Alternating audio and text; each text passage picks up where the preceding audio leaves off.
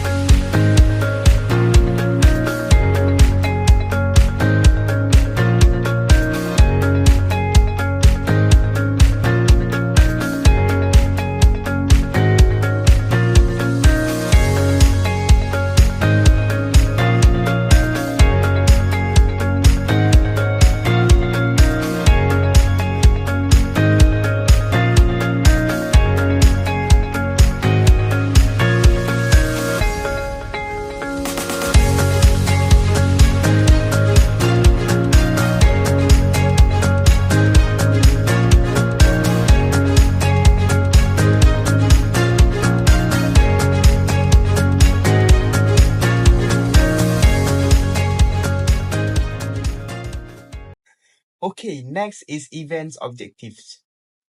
The first one is to highlight the artistic evolutions of traditional craft and their integration into contemporary practice, fostering a connections between past and present. The second objective is to celebrate the contributions of diverse cultural groups to the enrichment of global art and society. And the last objective is to encourage active participations from attendees through live performance, cultural games, and storytelling sessions that bring traditions to life.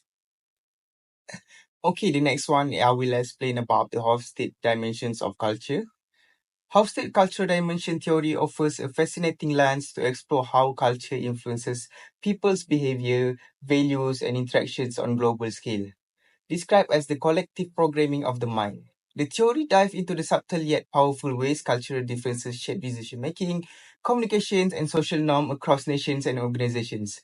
By analyzing these cultural patterns, Hofstede's framework empowers individuals and businesses to navigate cross-cultural challenges effectively, fostering understanding, collaborations, and mutual respect in an increasingly interconnected world. The latest versions include 6 dimensions, which is individualism versus collectivism, power distance, uncertainty avoidance, masculinity versus femininity, long-term versus short-term orientations, and the last one is indulgent versus restraint. There are 6 of hosted dimension culture, as you can see on the screens, which is power distance, uncertainty avoidance, masculinity versus femininity, individualism versus collectivism, long-term versus short-term orientations, indulgence versus restraint for the last ones. Now I will explain about the power distance. Power distance refers to how much inequality in power is accepted in a society or organizations. In example, in India, an employee may hesitate to disagree with their manager in meeting, viewing it as disrespectful. However, in Denmark, employees are encouraged to openly challenge ideas and contribute their thoughts, regardless of rank. This balance between authority and equality shapes the way societies and workplace functions globally. The next one is uncertainty avoidance. Uncertainty avoidance refers to how comfortable a society with ambiguity, uncertainty, and change.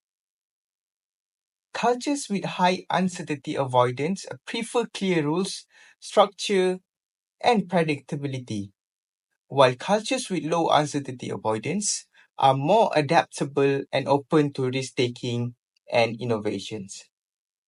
Okay, for high uncertainty avoidance cultures, these cultures tend to avoid uncertainty by adhering to strict rules and regulations. People prefer stability and are less open to changes or new ideas. Okay, For low uncertainty avoidance cultures, these societies are more comfortable with uncertainty and ambiguity. People tend to be more flexible, take risks, and adapt easily to changes. As an example, in Japan, business businesses often rely on detailed planning and employee expected clear instructions and structure. On the other hand, in Singapore, companies are more open to innovations and flexible approach to problem solving, encouraging experimentations and adaptability. This cultural difference impacts how organizations approach change, risk, and decision making. The next one is masculinity versus femininity. Masculinity versus femininity refers to the value a society places on achievement, competitiveness, versus care, quality of life, and cooperations. Masculine cultures value success, competitions, and achievement. People are motivated to excel and be the best, while feminine cultures value cooperations, care, and quality of life. There's a focus on relationships, work-life balance, and supporting others. As an example, in Germany, the workplace culture focus on performance, efficiency, and competitions. Employees are driven to achieve individual success. In contrast, which is Sweden, place a greater emphasis on teamwork, work-life balance, and ensuring everyone's well-being. This dimension shapes how people approach their careers, relationships, and social values. Individualism versus collectivism refers to whether a culture emphasizes personal goals and independence or group goals and interdependence. Individualistic cultures value personal freedom, independence, and self-expressions. People are encouraged to make their own decisions and focus on their individual achievements. While collectivist cultures prioritize the well-being of the group, such as family, community, or work teams, people are expected to act in the interest of the group and value loyalty and cooperations. For example, in the United States, individuals often make career life decisions based on their personal aspirations and desire. While in Japan, people typically consider the impacts of their decisions on their family or company with a strong emphasis on group harmony and working together. This cultural difference influences how people approach decision making, relationships, and social responsibilities. Moving to the next one, which is long-term versus short-term orientations. Long-term versus short-term orientation refers to the whether of culture focus on long-term planning and future rewards, or immediate results and traditions. Long-term oriented cultures emphasize persistent savings and future planning. They focus on long-term goals and values such as hard work and future benefits, while short-term oriented cultures prioritize quick results, respect for traditions, and fulfilling immediate needs. As an example, in China, people invest in educational and business relationships with goals of long-term success, while in the United States, business often focus on achieving quarterly profits and quick returns on investments. This difference shapes how societies approach works, investments, and personal development. Indulgence versus restraints refers to whether cultures allow people to enjoy life and express their desires freely, or control and suppresses gratifications of desires. Indulgence culture value enjoying life, leisure, and having fun. People are encouraged to satisfy their desires and pursue happiness, while restrained cultures emphasize self-discipline and social norms. People are more likely to control their desires and focus on duty and traditions. Example is in Mexico, people celebrate life through festivals, music, and family gatherings focusing on enjoyment. While in Russia, people tend to value hard work and self-control, and social activities are more subdued and formal. These cultural dimensions affect attitudes toward leisure, consumptions, and personal freedom. These are hosted dimensions culture that I found during the event. Hosted value for both events is individualism versus collectivism. Both events reflect collectivist value. The communal sharing diverse of foods and drinks, interactive games, and group activities at the festival emphasize harmony and togetherness, in addition to be the central of many Asian cultures. For example, a few of my classmates joined Japanese dance on the stage, playing lubanlok and pitchfork Chinese traditional games, and trying calligraphy with classmates on the event. For the next hosted value for both events is long-term versus short-term orientations. The Hanfu event highlights a long-term orientation, thus focusing on preserving historical traditions while adapting them for modern use. For example, Hanfu design is mostly simply same as the first traditional, but only change in terms of designs, colorway, and wearing styles. Moving to the next one, which is Trompena's dimensions of culture. Trompena's 7 dimensions of culture provide an insightful framework for understanding how cultural values influence behaviors, relationships, and organizational practice across the globe. Built on the premise that cultural differences arise from the way societies resolve universal dilemmas, this theory examines the preferences, priorities, and expectations that shape human interaction within across cultures. By decoding these dimensions, Trompena's model equips individuals and organizations with the tools to bridge cultural gaps, enhance communications, and create harmonious, effective partnership in diverse settings. This framework is particularly valuable for navigating complex cultural landscape in today's globalized world. The 7 dimensions includes universalism versus particularisms, individualism versus communitarianisms, specific versus diffuse, neutral versus emotional, achievement versus ascriptions, sequential versus synchronous, and internal versus external control. There are 7 pronounced dimensions of culture, which is the first one is a neutral versus emotional. Neutral controls their emotions and avoid outward displays of feelings.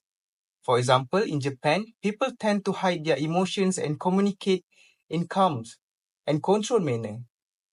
For emotional cultures, express their emotions openly and freely. For example, in Italy, people are expressive, often showing excitement, patience, and autism in conversations. The second one is a specific versus diffuse. Specific cultures separate work and personal life clearly, and they focus on specific tasks or issues. For example, in the United States, business and personal lives are kept separate, and work is task-focused. For diffuse cultures, they blend work and personal lives, and they focus on relationship as a whole. For example, in Argentina, personal relationships often play a major role in business, and there are more mixing of personal and professional life. The third one is individualism versus communitarianism. Individualism values individual goals and personal achievement. For example, in United States, personal success and individual rights are prioritized. For communitarianisms, focus on group harmony and collective well-being. For example, in Japan, the needs of the group or family comes before individual desires, and people often work together to achieve shared goal.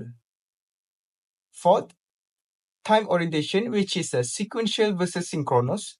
Sequential cultures view time as linear and prefer to do one thing at a time, striking to schedules.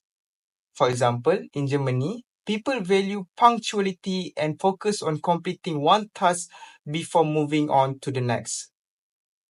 While synchronous cultures view time more flexible and can multitask, seeing events as interconnected. For example, in Mexico, people may focus on several tasks at once and more flexible with time, often prioritizing relationships over strict scheduling. Fifth, is internal versus external control. Internal control cultures believe people can control their environments and outcomes. For example, in the United States, people believe in personal responsibility and the power to change their situation through hard work and determinations. For external control cultures, believe that the external forces like nature or fate influence events and people must adapt to them. For example, in Thailand, people may believe that events are influenced by destiny and they often take more passive approach to challenges. 6. Achievement versus ascription. Achievement cultures value what a person does and how they perform. For example, in the United States, people are recognized for their achievement, such as promotion based on performance. Ascription culture values the person is, such as their social status, age, or background. In the Saudi Arabia, respect and authority are often based on age, family background, or social status rather than individual accomplishments. And the last one is universalism versus particularism. Universalism focuses on applying rules and laws equally to everyone, regardless of personal relationships. For example, in Germany, laws and contracts are strictly followed, regardless of who you are. Particularism values personal relationships and believe rules can be adjusted depending on the context or people involved. For example, in China, people might be willing to bend the rules based on specific situations or personal connections, such as favors between friends or business partners. Moving on to the next one, which is Trompenaus' value for both events. The first one is universalism versus particularisms, with the unique and specific patterns of Chinese art, emphasizing their cultural and regional significance. The festival Asia lean towards universalism, celebrating diversity as a common global value. For example, the event provides various of culture that we can explore and experience ourselves through our own lens and learn about the other culture at the same time.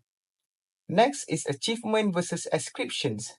The Hanfu event celebrate ascription by honoring historical and cultural legacies from Chinese, while the festival recognize achievement through live performance and craftsmanship. For example, Chinese Hanfu and art display Hanfu styles according to the passage of time from year to year, while the Festival Asia displayed various of culture through live performance and display various of traditional craftsmanships and games. Next topic is multiculturalism. Multiculturalism refers to the deliberate fostering of an inclusive societal framework in which individuals and communities representing diverse cultural traditions, ethnic backgrounds, linguistic expressions, religious practice, and historical identities coexist, interact, and thrive in mutually respectful and supportive environment where the uniqueness of each culture is recognized as a vital component of the collective identity. And cultural exchange are encouraged as means to enhance social cohesion, enrich communal experience, and promote a shared understanding of global diversity. Moving on to the last point of my speech, which is multiculturalism in Festival Asia. There are multiculturalism value I found from my point of view at Festival Asia. The celebration of diverse cultural elements such as Japanese kimono displays, Pakistan onyx marble crafts, and Chinese calligraphy not only showcase the richness of these traditions, but also create an environment where attendees could engage with and learn about different cultural heritage, thereby reflecting the core ideals of multiculturalism as a unifying force in diversity.